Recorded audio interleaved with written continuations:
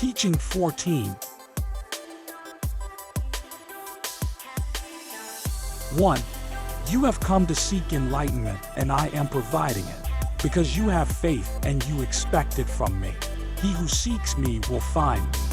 He who hopes in me will receive. 2. It would be easier for the Sun King to hold back its light than for me to reject any of my children who seek me. 4. The time designated by me to deliver this teaching to you is ending, and it is necessary that you prepare yourselves, because in the communication of spirit to spirit, which you should attain after 1950, you will find greater wisdom in my teachings. 5. The irreverent will be converted into beginners, the beginners into disciples, and the disciples into teachers, in living examples of good deeds among mankind. 6. Do not feel small when I name you beginners, for before the wisdom of the Lord, it already means a great deal to be a beginner. 7. I have many disciples and beginners, not only here among you, but scattered among mankind, in sects and religions, since everyone according to their evolution occupies the different steps which form the infinite ladder of spirituality. 8. But you should also know that not only in this world do I have disciples. Remember that I have said, in the house of the Father there is an infinite number of mansions. There exist great multitudes of my children who live in order to learn from me. 9. Be it known that in that kingdom is where my lessons are better understood.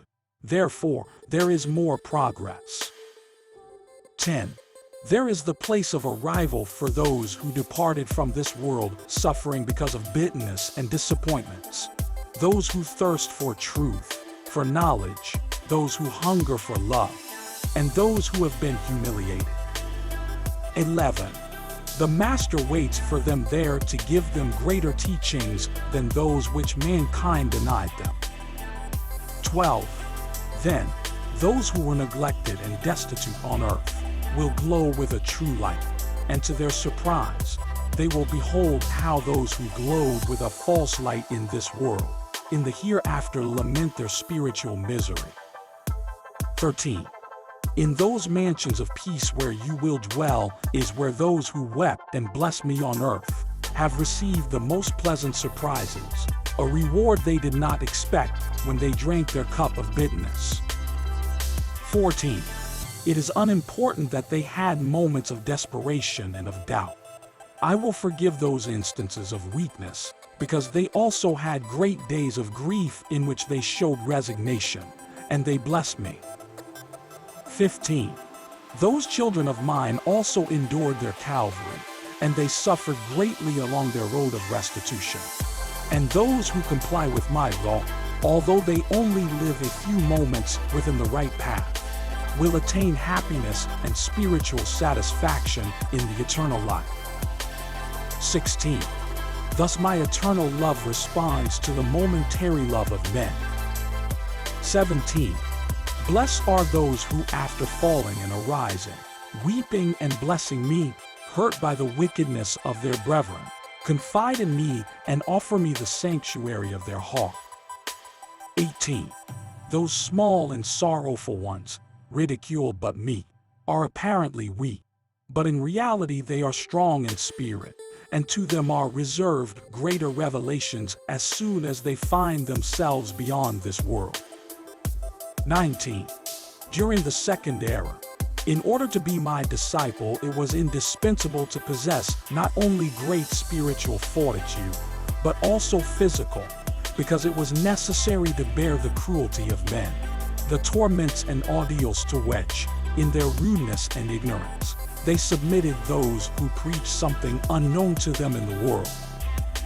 20. Today you do not need a great physical strength.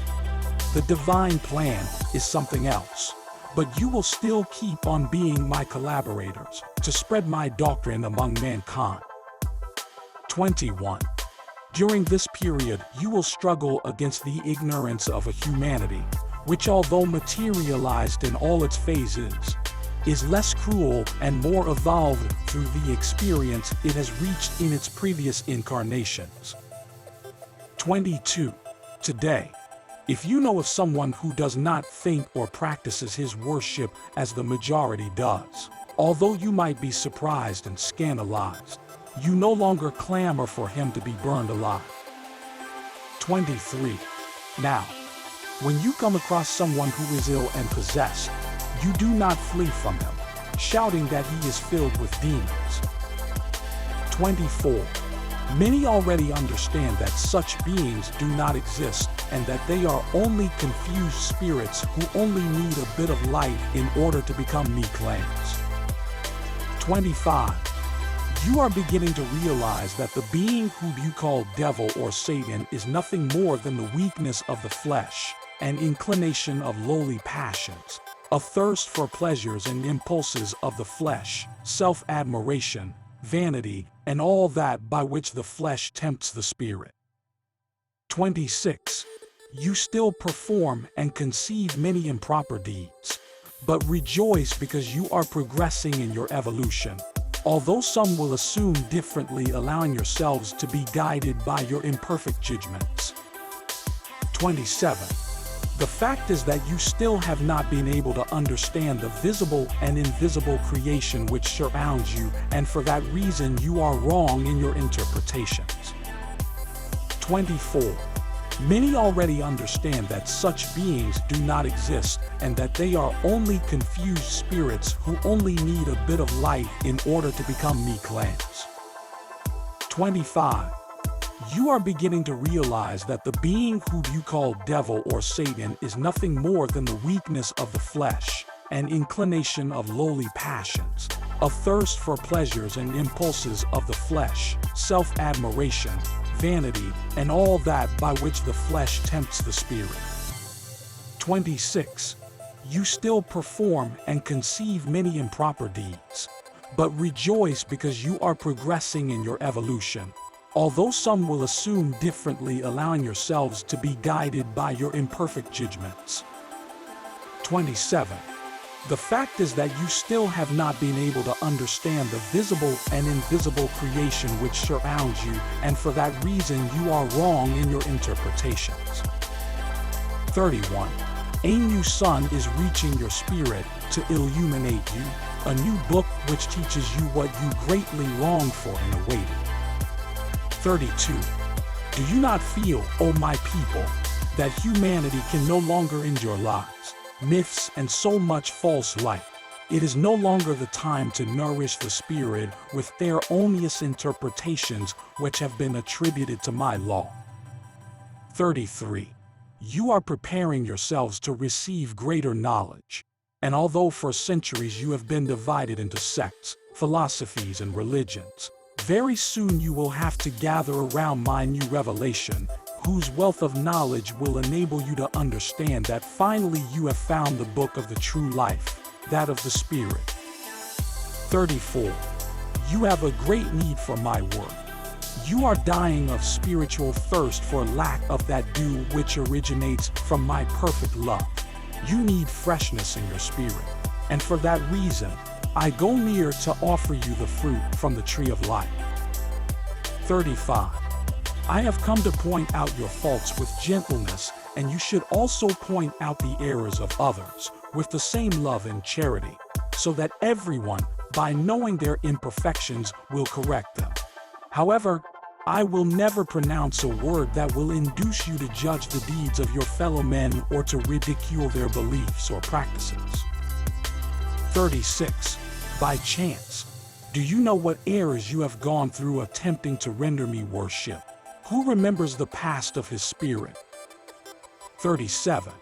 If I tell you that you have worshipped beasts, the stars, and that you have created with your imagination gods with human attributes, that you have knelt to worship wild animals, birds, and reptiles, it will seem strange to many. But I know your spiritual evolution, and for that reason I say that you must be understanding, respectful, and charitable with your fellow men, with those who find themselves in a lower level than yours. Thus you will truly demonstrate your spirituality. 38. Only I have the power to point out the faults of mankind, errors which I correct with my wisdom and forgive with my love. 39. Mankind is a slave of sex and absurd cults, vices and profanations. For that reason, you regard one another as enemies, because you are intolerant with your fellow men. 40. I say to you again that no man has the power to undervalue or ridicule the spiritual beliefs of their brethren. 41. You are my sheep who are temporarily lost, and I have not come to bring you death, but to save you, to teach you and to unite you. I have come, as in days gone by, to tell you to love one another, that beyond this existence you have another superior life. For in the house of the Father there is an infinite number of mansions. 42. If men would feel a true love toward their brethren, they would not have to suffer the chaos in which they find themselves. Everything around them would be harmonious and peaceful. But they do not understand that divine love, and they only want the truth which reaches the mind, not the one which reaches the heart. And there they have the result of their materialism, a humanity that is egotistical, false, and filled with bitterness. 43. During this time religions and sects find themselves confused, but you should be informed that they have an elevated origin, and that upon their errors there are still traces of purity and light which my illuminated ones left in them. 44. If you have used some of your sciences to analyze and judge me, does it not seem more reasonable that you should use them to analyze yourselves, until you know your essence and destroy your materialism? By chance, do you believe that your Father cannot help you along the path of your good science? Truly I say that if you were able to feel the essence of the divine love, knowledge would easily reach your understanding without tiring your mind or exhausting yourselves with the study of subjects which you think are profound and which are truly within your capability. 45. But if your sciences, observations, and studies would lead you toward love, if the purpose of that desire to learn would be to render a tribute to the Father, serving your fellow men with greater perfection each time, the humble, the weak, and the needy, I would say nothing. But when I see that through your sciences you belittle and minimize your own God, by limiting and attributing errors to Him and giving Him forms that He does not possess, when I see that at the same time you make graven images and consecrate and sanctify imperfect men, I say to you that you have neither perceived the truth that you should possess, nor are you authorized to confer holy or divine hierarchies upon anyone. That corresponds only to your God and Lord. 46. You cannot represent or define the infinite, because you will not be able to perceive it with your limited mind. Neither can your language express what is divine or define what is undefinable in human terms. 47. Do not attempt to contain God in words or allegories which will never give you an idea of the truth. 48. Say God with humility, but say it in a deeply felt manner, and if you wish to have an idea of the great love of the Lord for you, think of Jesus. 49. With allegories, images, symbols, or poor definitions of God, you will only succeed in having your brethren deny me or be small in spirit. 50. In order to manifest the divine, your languages are limited. For that reason, in all eras I have had to speak to you through parables, through metaphors. But as you can see, even by speaking to you thus, you have understood me very little, because you have lacked the necessary will to analyze my manifestations. 51. You are always quarreling over the meaning of your words, and as you create more words, you confuse your spirit more. Oh, men of many words, many idioms, and many beliefs, but of very few deeds of love. 52. Notice the birds who in the four corners of the earth sing with uniformity and simplicity. 53. I can tell you that all creatures know and understand each other better than men. Why? Because they all live within the path which I have devised for them, while you, when you are not trespassing the fields which do not belong to you, you withdraw from your true pathways, which are of the Spirit. And once lost in materialism, you do not understand the spiritual, the divine, and the eternal. 54. But you have me here, O humanity. I have come to teach you how you can harmonize with the spiritual life, even within your material condition, transforming your imperfect steps on earth into a journey of true progress that will give you elevated and noble satisfactions in this world. And further on, when you leave your human existence, you will find an endless harvest of beautiful surprises for your spirit. 55. Imitate Jesus. How? By loving your fellow men as you would your own son, your own mother, your brother, as you would yourselves. 56. During all times you have had guides who have taught you the power of love. They have been your most advanced brethren, with a greater understanding of my law and a greater purity in their deeds. They have come to give you an example of strength, love, and humility, by exchanging their life of errors and sins for an existence dedicated to righteousness, sacrifice, and charity. 57. From infancy to old age, you have clear examples of all that can be accomplished by love and the pains which can originate by the lack of charity.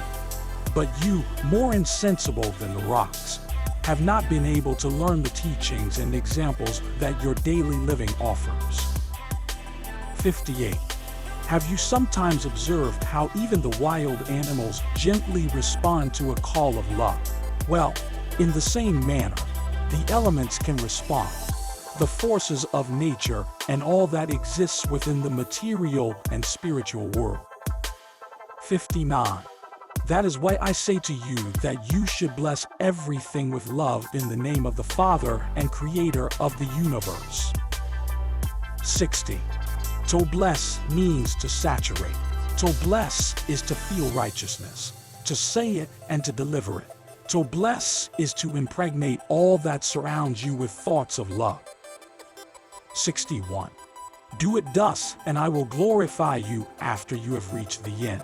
After you have found within yourselves the divine essence, the reason for your existence, and the gifts with which I have invested you. The struggle, your merits, and your unification in my law will enable you to form only one will, only one spirit with my divinity. 62. My light comes to meet you to help you ascend, because I am the master of all times. I have not come only during one era, but I have eternally shown you the book, and I have asked you to know yourselves spiritually, so you may know what your gifts are and lead an exemplary life in which your health, fortitude, and hope will glow. Thus you will exalt your spirit and prepare yourselves for the eternal life. 63. When man has spiritual strength, it means that his spirit has been able to vivify itself in virtue. 64. Some of you approach me in search of comfort, seeking a solution to a problem or an answer to a question, after you have consulted the wise or have asked the stars. The fact is that you have lacked faith, and you do not have the strength and confidence of one who truly believes. And truly I say to you that above all knowledge of the future there is my divine will. He who loves, he who believes, is in unity with me, because I am love, reason, and justice. 65. Do not forget that you are my children, and if you know how to live in harmony with me, it will not be necessary to question your brethren nor consult books or the stars, because I speak to your spirit through your conscience, and if you listen to it, you will be guided wisely, and you will be able to love complying with my will. 66. Awake before that voice. Know your faculties and put them into the service of righteousness. Receive this message that I send to you, so it will be the guide for your footsteps. For I expect you to conclude your work on earth, so that I may give you more important missions, among which will be to convert you into protectors of mankind. 67. Feel that you are spirits, and do not be tied to the flesh. Do not complicate your life. Do not have a worship or adoration for something that is not the love of your Father and also your fellow men. The true life three sides in the spirit, not in the flesh, since the latter lives for a time and disappears, while the other lives forever. 68. Of what use will your earthly treasures be if you are not able to attain those of the Spirit? What will you be in the spiritual realm, other than poor spirits who were not able to work for their peace and happiness, in order to enjoy them in the eternal life? 69. Everyone possesses a heritage upon being sent to earth, but you ignore its value. You are unable to discover it within your spirit, and you seek it outside of you, and I have come to tell you to meditate on these teachings. If you seek wisdom, you have it in you. If you seek power, it is within you, in your health, in your spiritual fortitude, and in your talent. If you pursue beauty, I have also given it to you. You only need to know yourselves, and you will find what you long for.